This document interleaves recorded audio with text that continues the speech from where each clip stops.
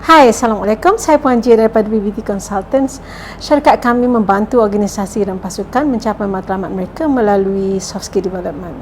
So, apa yang saya nak kongsikan di sini ialah tip-tip dan panduan bagaimana menjadi calon terpilih dalam temuduga dari perspektif seorang penemuduga berpengalaman ataupun seorang majikan.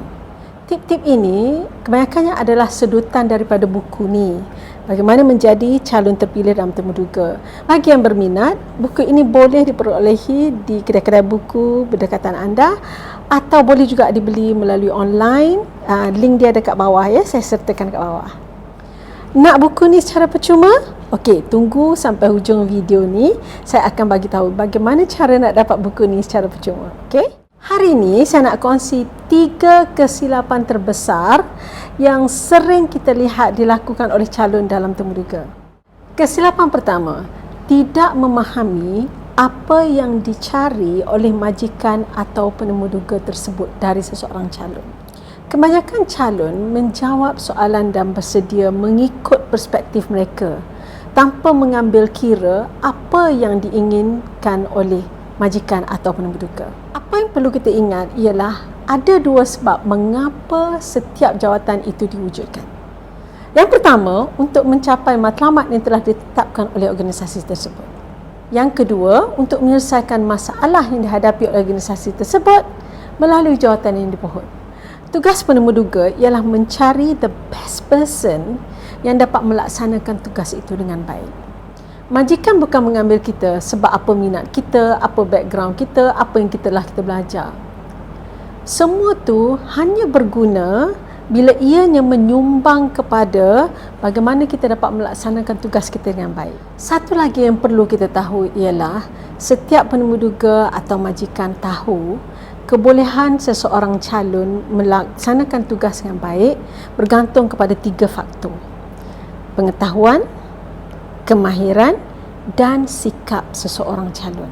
So, tugas kita ialah menzahirkan ketiga-tiga kualiti ni dari segi apa pengetahuan kita, apa kemahiran kita dan apa sikap kita ke arah melaksanakan tugas bagi jawatan yang dipohon.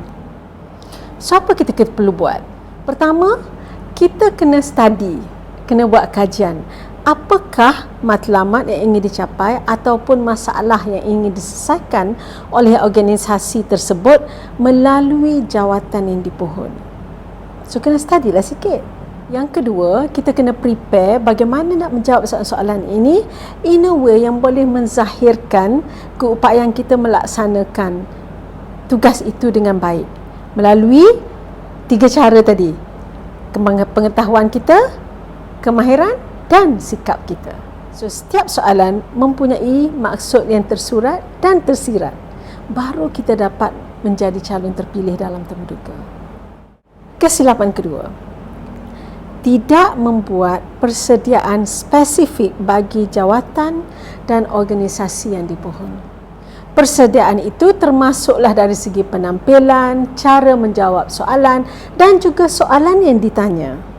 Semua itu memainkan peranan yang penting untuk meningkatkan atau memusnahkan peluang kita menjadi calon terpilih dalam temuduga.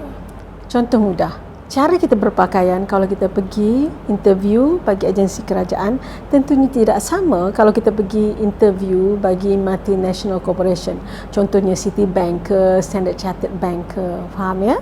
Begitu juga cara kita menjawab soalan, dia mesti khusus kepada jawatan dan organisasi yang dipohon.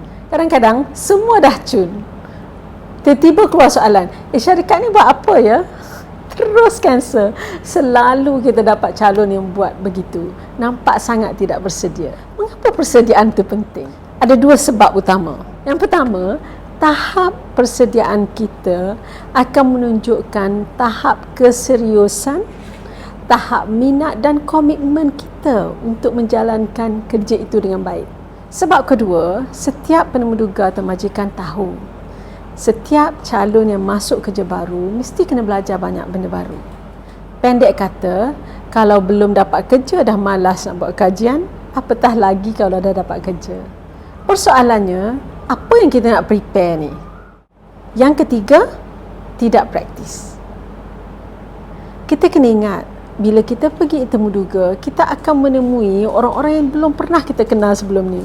Mungkin seorang, mungkin beberapa orang yang bertanya kita dengan macam-macam soalan. It's normal to be nervous. Jadi kalau kita tak praktis, masa tu baru nak bercakap, masa tu dah fikir macam-macam dengan gugup and everything, kita tak akan dapat menjawab soalan itu dengan lancar walaupun kita tahu apa jawapan dia. So it is very important kita praktis. Dan buku ni ada disertakan 30 soalan-soalan lazim yang sering ditanya. Dalam video kita pun kita akan cuba masukkan satu persatu, ya. Boleh follow us kalau nak dapatkan secara percuma, tapi kalau nak cepat kena dapatkan buku ni lah. So sekarang saya nak bagi tahu bagaimana nak dapatkan buku ni dengan free. Senang je. Kat bawah video ni, like, share dan subscribe.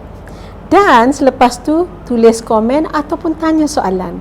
Kita akan bagi top best komen atau soalan yang ditulis kat bawah secara percuma buku ni. Okey? Macam biasa, kalau rasa video ni bermanfaat, sudi-sudikanlah like dan share dengan kawan-kawan yang memerlukannya. Dan bagi yang pernah mengalami interview, sudi-sudikanlah komen dan share pengalaman masing-masing. Kita sama-sama belajar. Saya alu-alukan semua soalan dan komen-komen you all.